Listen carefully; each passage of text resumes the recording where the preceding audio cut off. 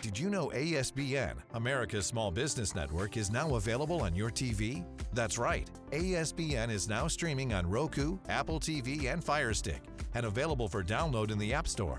Scan the QR code to download the ASBN app today.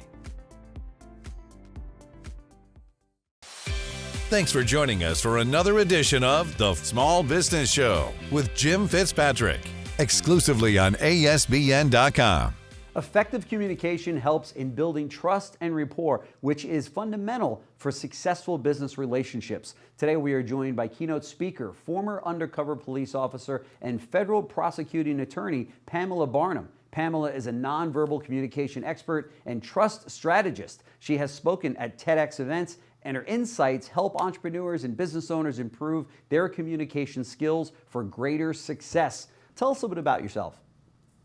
So I am a former undercover drug enforcement officer. I was actually the only woman in a unit of over 90 specialized officers for a decade. Wow. And when I worked undercover, it wasn't just plain clothes. You lived in a different community with a different name, identity for 10, 12 months at a time.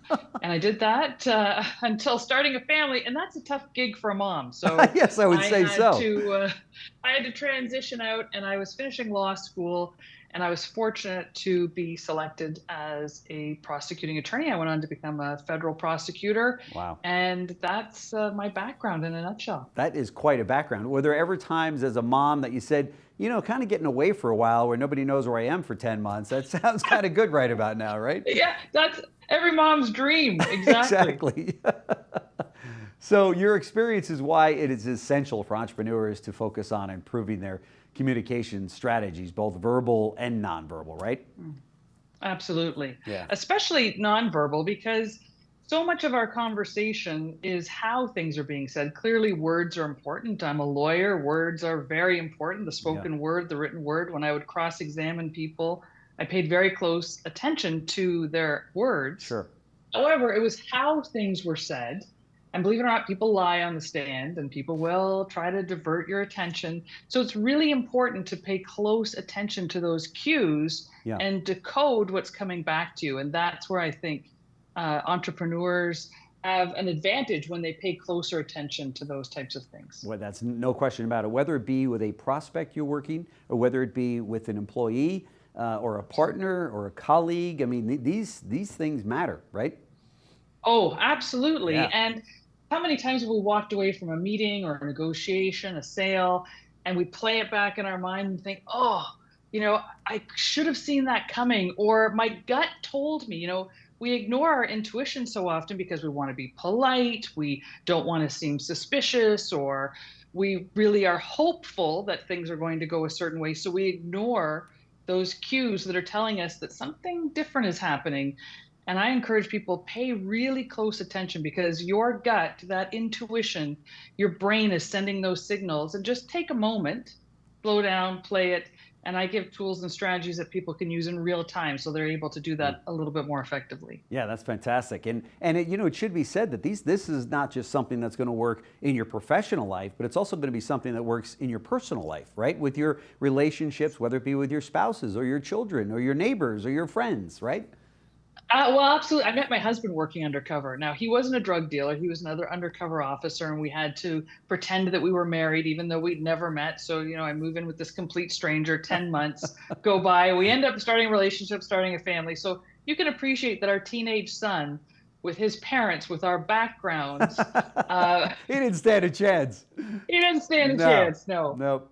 I feel bad for the kid. I really do. I know. That's right. I know. That's right. So what are some nonverbal body language cues entrepreneurs should be aware of in their professional interactions? Well, first thing we need to do is pay really close attention to what we're putting off, because everything that we do elicits a reaction. Mm-hmm. So how we display our cues and our confidence, clearly it's around emotional intelligence. Mm-hmm. And we see that people who are higher in that regard make more sales, have more success, progress further, and to be very much aware. So I call it the ABCs, essentially, of nonverbal communication, and this applies. And the first one, where a lot of people make mistakes, not just entrepreneurs, is when we attach meaning to just one thing. Mm-hmm. So we see someone look up to a certain direction or cross their arms or do a number of things, and we automatically think that that means something. And I would encourage people to just leave that. We don't want to just attach meaning to one thing. We need 2 or more cues to be reliable. And the B is all around biases. And we all have biases. We have biases around, geography. We have biases around people, the way they dress. We have biases all over. So that's clearly something, if we're cognizant of it, we can bypass that and ignore those things. Sure. And the C is around context and culture. And that is very important to understand who you're dealing with, because eye contact may be culturally sensitive for that particular person that you're in an interaction with. And to be aware of that is important. You won't misread the cues that are coming back to you. Yeah, and it all makes sense. How can people use communication effectively in conflict? We see, obviously, with so much going on right now, but that's a real issue, right? Absolutely. And, trust is really where we want to have the foundation built. And trust exists at the crossroads of empathy and confidence. So I use an acronym, of course, former policing background. I call it some confidence, some empathy. And the S is all around smiling, or at least a neutral face. We're not going to smile in the face of conflict. However, we want to keep a neutral, engaged expression. We want to keep our body language open. We don't want to close off. We want to be confident and empathetic enough that we can lean in, and confident enough that we're not trying to cover anything up. We're open to getting more information. The M is around mirroring. That was my #1 technique as an undercover police officer, but not just being able to mirror the other person, but to know how to shift things in real time. So if I want to test if you and I are establishing rapport, or I feel a little something happening, I will mirror very subtly your mannerisms or even your language in the first 10 minutes. And then as time progresses, I will shift my body language. So I may position something a little bit differently, move, cross off. And if you mirror me within 30 seconds, that is a strong indicator that we're starting to build rapport and cohesiveness in our relationship. And then the E is all around eye contact. And that's, again, very culturally sensitive. So being aware of when is too much, seems aggressive, or too little can seem disinterested, but again, very culturally sensitive. What do you mean by that, culturally sensitive? So in parts of the world, eye contact can be seen as aggressive or disrespectful. But when we look at North America or Western Europe, Australia, if people look away, if we're not making eye contact at least 60 to 70% of the time, we seem disinterested or disengaged or uncertain. Sure. So in fact, we were brought up being told, make sure you've got good eye contact, right? When you handshake, That's absolutely. Right. Make eye contact, strong handshake, very important. And we judge a lot from handshakes. We judge a lot from that initial interaction. Yep. Very interesting. What are common communication mistakes that we make, and how can we avoid them? I mean, you just mentioned a few of them.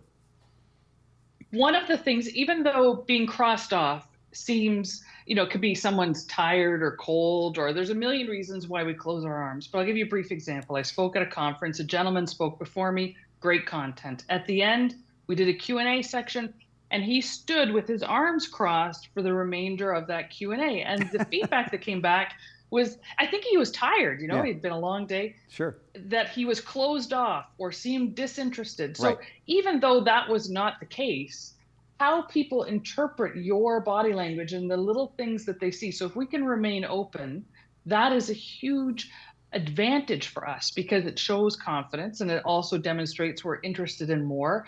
Also, appearing rushed. Makes people more prone to violence, makes people more wanting to get away from us. So if we stand up, and our hands on the door, or we're checking our phone, or we're looking at our watch, people draw negative inferences, even though it can be completely innocent or just a habit that we have. That's right. If you remember the debate that Clinton had with Bush, I think it was in 1992, and halfway through the debate, Bush looked at his watch like, I've got other places to be. And man, that stare into the watch was heard around the world, and said, oh my gosh, Bush is so disinterested in this, and he's just totally out of touch with what the American people are going through. And it was just a simple little, let me see what time it is, right? Absolutely. And, using the same presidential example, when we look at deception detection techniques and we see a verbal, nonverbal disconnect, so someone answering no, but they're nodding their head yes. If you review President Clinton's testimony during the Monica Lewinsky scandal, you'll see answering in the negative, but nodding yes. Wow. So when that happens, I encourage people to pay attention to the body language. It's easy to control our words, a lot more difficult to control our mannerisms. And everyone has their own style. And once you get used, that's another thing to keep in mind. You're going to deal with people who are uber confident or maybe not so much. And their mannerisms may be off-putting in the beginning, but we can't draw a conclusion of deception or disinterest if that is who they are all the time. We need to observe them. Very good point. Consistently, have their baseline. And then when they deviate from their baseline, not from ours, but from theirs, that's when we're going to find cues that we can pick up on and use to our advantage. Very interesting. This is great stuff. I'd love to do a follow-up with you for sure, because I know that we're going to get our viewers that are going to say, bring her back on. We got a whole ton of questions that we're going to send to you. So thank you so much, Pamela Barnum, keynote speaker, former undercover police officer, and federal prosecuting attorney. I hope I never meet you under those circumstances. But again, thank you so much for joining us. Really appreciate it. For those of you that want to get in touch with her and have her speak at your organization, all the information is right on the screen for you. So thank you so much. Thank you. Thanks for joining us for another edition of The Small Business Show with Jim Fitzpatrick, exclusively on ASBN.com.